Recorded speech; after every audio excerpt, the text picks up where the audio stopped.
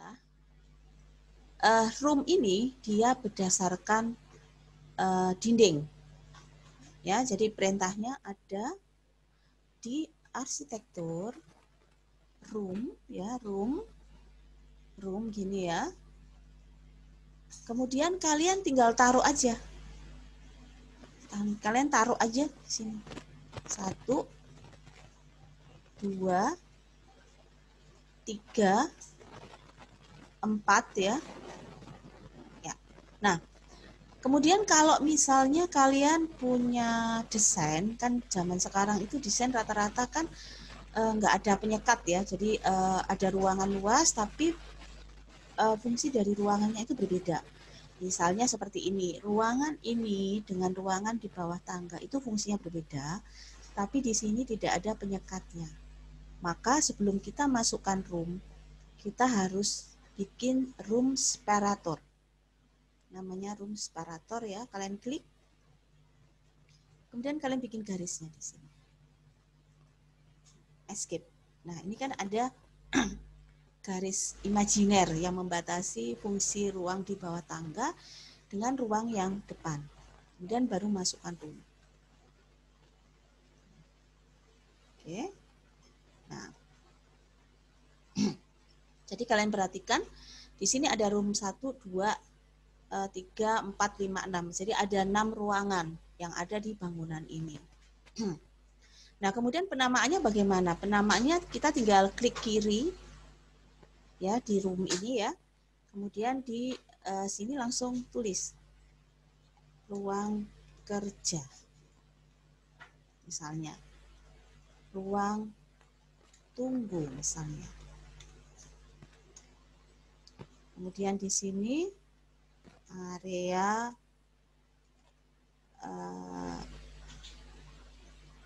misalnya di sini bilang lobby misalnya ya. Di sini dapur. Di sini ruang misalnya aja ruang makan. Kemudian di sini ruang santai.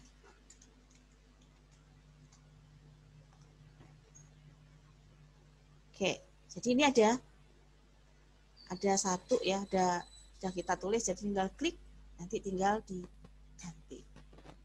Nah, kemudian di sini kita bisa mengeluarkan misalnya ruang kerja itu berapa meter persegi, ruang santai berapa meter persegi.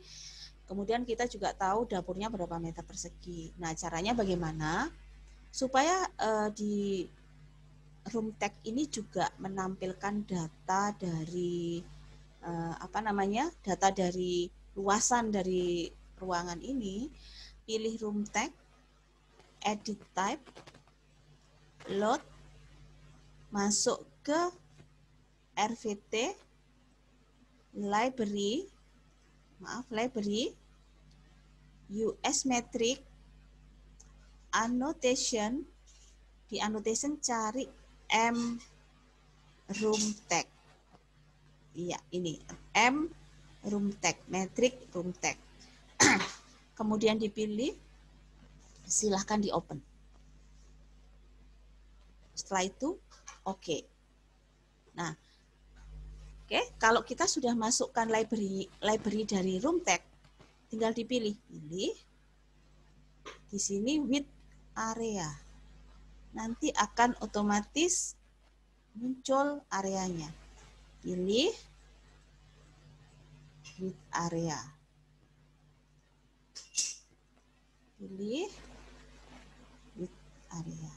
Ya. Ini width area. Ya, nanti jadi muncul seperti ini.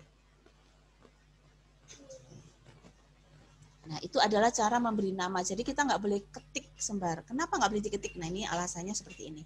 Nah,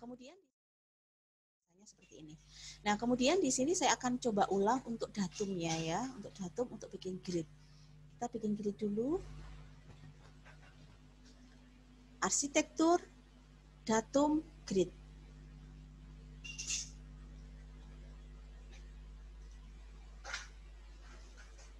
Ini ya.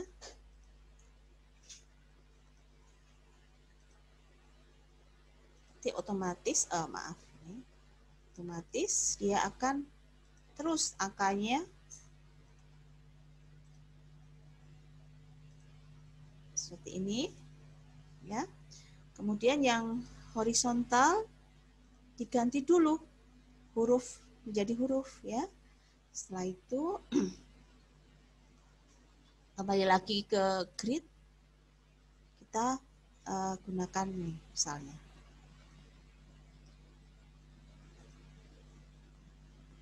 Oke.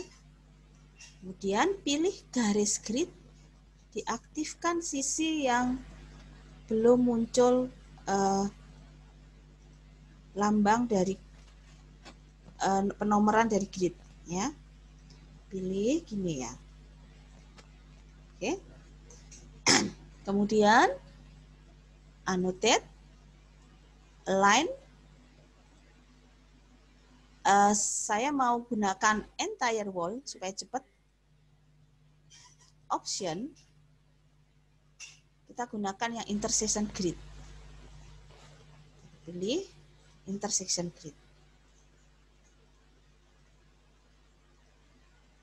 Oke.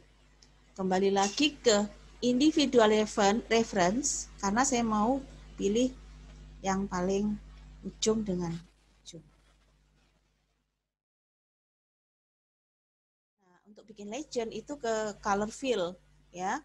Color fill itu ada di annotate, color fill. Terus kemudian kalian pilih yang kotak-kotak ini ya. Kotak-kotak kecil yang ada warna-warni. Klik kiri.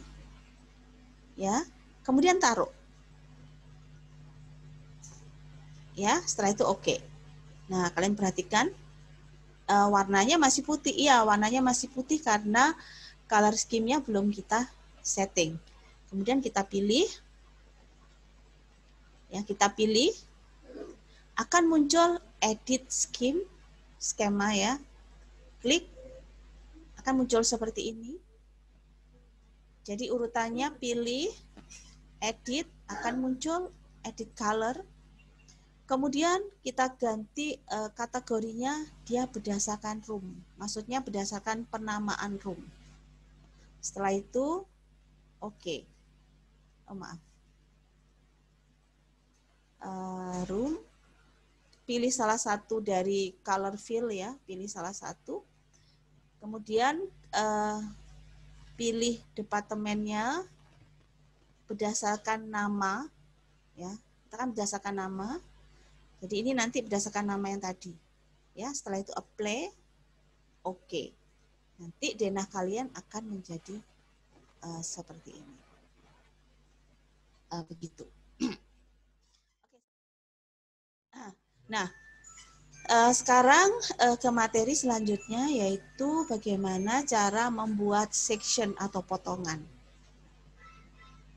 Tapi sebelumnya kita cek dulu elevation-nya. Iya, jadi elevation-nya saya cek dulu. Ini ada short elevation. Ini saya betulin dulu elevation-nya. Ini kita bisa betulin, jadi kita bisa tarik-tarik. Ya, ini saya delete dulu. Oke. Bisa saya nyalakan. Ini ya. Nah.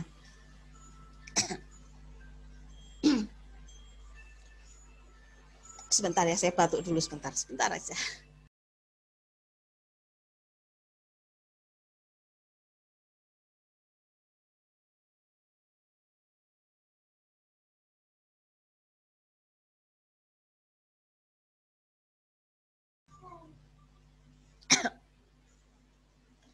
Aduh.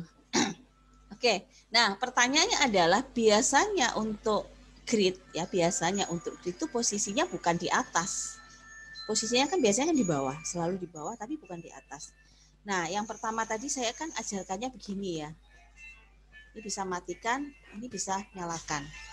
Nah, masalahnya adalah berarti kita akan selalu aktifkan seperti ini terus.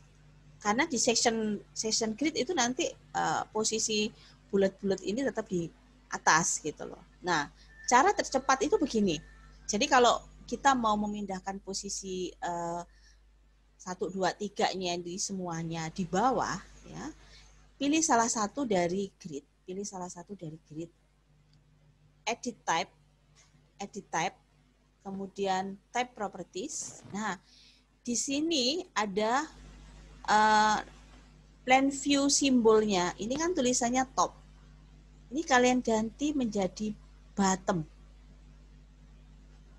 Jadi diganti menjadi bottom, apply, oke. Nanti semuanya akan pindah ke bawah.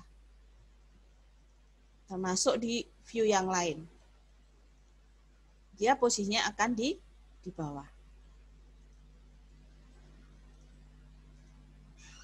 Nah, ya, jadi ini adalah short, ini north ya. Ini juga di bawah kan. Kalian tinggal kasih dimension di sini. Nah, itu adalah cara memindahkan bulatan ini dari atas menuju bawah. Kemudian untuk bikin section adalah caranya adalah begini. Kalian masuk dulu ke floor plan. Boleh level 1, boleh level 2. Saya ambil ke level 1 ya. Kita masuk floor plan level 1. Ya. Kemudian kita akan bikin section. Section itu letaknya ada di view section ya. Pilih, kemudian bikin aja. Misalnya di sini kita kan harus bikin section selalu melewati tangga. Jadi gambar kerja itu kalau bikin section harus melewati tangga. Ya udah, kita klik dari bawah ke atas atau dari atas ke bawah sama saja. Klik, lepas, geser, klik lagi. Ya.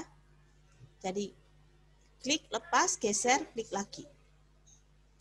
Nanti di project browser ya, sebelah kiri akan muncul di bawahnya elevation, itu adalah section 1. Nah, ini akan muncul section 1 dan kalau kalian lihat, kalian sudah langsung terpotong di tangganya. Nah, ini adalah potongannya. Kemudian kembali lagi ke level 1. Nah, potongan ini kalau kita pilih, ini ada bawahnya kan belum ada lambang seperti ini ya.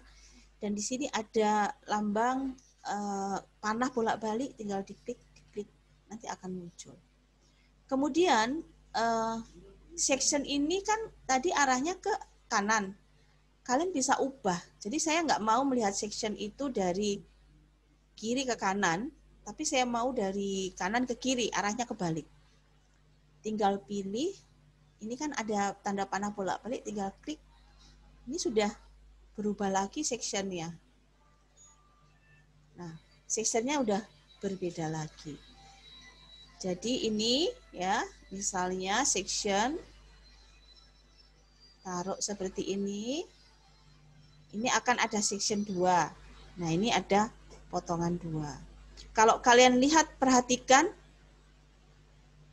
kalau ada interiornya, nanti akan muncul juga interiornya di sini. Jadi ini ada section 1, ini section 2. Tinggal kalian betulin, maksudnya betulin itu ini ditaruh seperti ini. Kemudian ini gridnya juga bisa ditarik. Kemudian section ini kan nggak dibutuhkan. Kalian bisa pilih, klik kanan, hide element. Oke. Kalau di section room tag itu, ini ada tag room ya. Ini kalian bisa langsung. Jadi kalian tidak perlu ngasih nama, ketik, karena otomatis muncul di sini. Dan sama, ruang makan, lobby. Ya kan? Misalnya ke section 2. Nah, ini section 2 kan ruangannya ini lebih variatif ya. Jadi ini saya hide dulu. Nah, ini kan ruangannya macam-macam. Ya. Kalian tinggal masuk ke arsitektur, tag room, taruh aja di sini. Ya. Jadi pada waktu bikin potongan kita nggak perlu mikir, wah ini ruang apa ya, nggak perlu mikir sampai segitunya. Jadi kita tinggal room tag, maka secara otomatis datanya sama dengan data yang ada di Dena. Gitu. Bu, apakah ini bisa diberi color fill? Bisa. Annotate, color fill, klik OK. Pilih, edit, room, color fill 1 saya pilih, apply, OK. Nah, ini sudah terbentuk seperti ini. Jadi pada waktu penamaan lebih cepat dari yang sebelumnya. Kemudian kalau mau nambahin seperti ini ya, kenapa ini enggak ada? Karena di sini belum ada lantai. Kalau di sini kita pasang lantai, maka ini ada penebalan. Misalkan ya, level 1, saya masuk arsitektur, floor, kita pilih, ini ya, kita pilih, ya. Nanti section secara otomatis nanti akan muncul ini. Nah, ini muncul kan? Terlalu tebal, boleh diganti. Nah, ini muncul. Ini bisa dibetulin.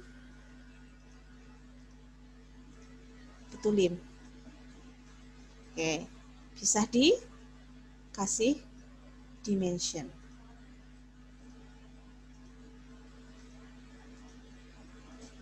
Ini bisa diberi dimension.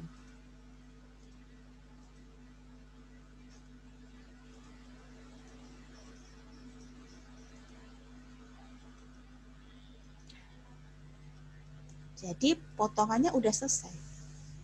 Ingat ya, ini adalah skematik potongan. Jadi bukan potongan gambar kerja, tapi skematik potongan. Call out-nya. Jadi call out itu kita bisa mendetail. Misalnya kita sudah mendesain ruangan ini, mendesain rumah ini. Kemudian kliennya minta didetailkan satu ruangan, didetailkan satu ruangnya. Di situ nanti ada denah, ada tampak ruangan ya, tampak ruangannya terlihat semua. Misalnya ruangan kerja ini saya mau detail. Kalau di AutoCAD ini kan di copy kemudian di trim gitu ya. Berarti kita punya 2 gambar. Nah, kalau di Revit itu caranya begini. Kalian masuk ke view, di sebelahnya section ada yang namanya call out. Call out ya, klik. Kemudian klik kiri lepas. Nah, ini kalian mau detail yang mana? Misalnya ruangan ini yang akan kita detail. Ya udah di klik seperti ini. Diberi tanda seperti ini. Nah, kemudian kalau garis putus-putus call out kita pilih, ini kita bisa geser ya. Klik kiri tahan, ini kita bisa geser. Nah, ini nanti akan muncul nomor dari sheet setnya akan muncul secara otomatis di sini. Nah, oke, kalau sudah nanti di floor plan itu akan muncul level 1 call out 1. Jadi level 1 call out 1. Double klik, nah ini akan muncul. Skalanya itu kalian bisa ubah karena detail itu kan bukan skala 1 banding 100 ya, misalnya di sini skalanya 1 banding 50 gitu ya. Kita bisa ganti. Nah, ini bisa kita hide karena kita nggak butuh. Nah, jadi di sini kalian punya detail ruangan kerja tersendiri. Ya, pilih gini. Dan punya detail ya. Nah, kemudian namanya ini kan level 1 call out 1. Ini kalian bisa rename supaya nanti di sheet-nya itu judul gambarnya adalah denah ruang kerja. Klik kanan, rename, level 1 denah R kerja, misalnya ya. Atau ini saya langsung gini aja. Ya, enter. Ya. Do not save. Oke. Ya. Jadi di floor plan ada denah ruang kerja. Nah, di sini kalian bisa memberikan ya seperti ini. Ini kan?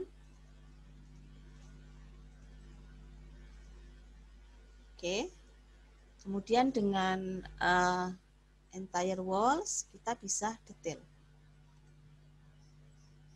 Width gitu misalnya.